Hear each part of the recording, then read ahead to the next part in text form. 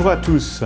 L'année 2020 avait plutôt commencé sur une note positive sur les marchés dans la foulée de 2019, avec évidemment un éclaircissement du côté de la guerre commerciale américaine et du Brexit. Les investisseurs tablaient sur une évolution positive des indicateurs avancés, en particulier en Europe. Et donc, le soutien des banques centrales devait permettre finalement de prolonger ce cycle et de maintenir une appétence pour les actifs risqués. Les développements liés au coronavirus en Chine ont douché cet optimisme à court terme, évidemment, avec une fermeture des marchés chinois pendant une dizaine de jours.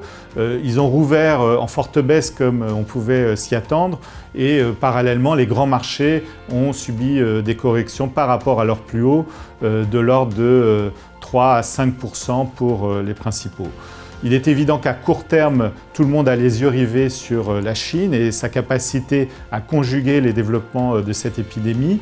Les Chinois ont pris le taureau par les cornes de manière extrêmement offensive avec l'isolement quasiment total d'un certain nombre de villes. Ils ont également pris des mesures de soutien ce week-end de plus de 152 milliards pour soutenir l'économie chinoise.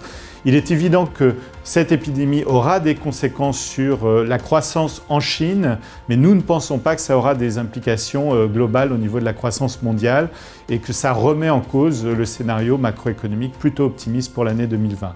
Donc au-delà de cette tension, de ce stress sur les marchés d'actifs risqués, et évidemment ça a entraîné les taux longs à la baisse aux États-Unis et en Europe, il nous semble que le scénario plutôt positif pour l'économie mondiale reste d'actualité et d'ailleurs les marchés n'ont pas paniqué au cours des dernières semaines. Il y a eu certes des petites corrections, mais pas de panique de manière générale et nous pensons que le scénario reste totalement d'actualité, c'est-à-dire un scénario plutôt de stabilisation et de progression modérée pour l'économie mondiale en 2020.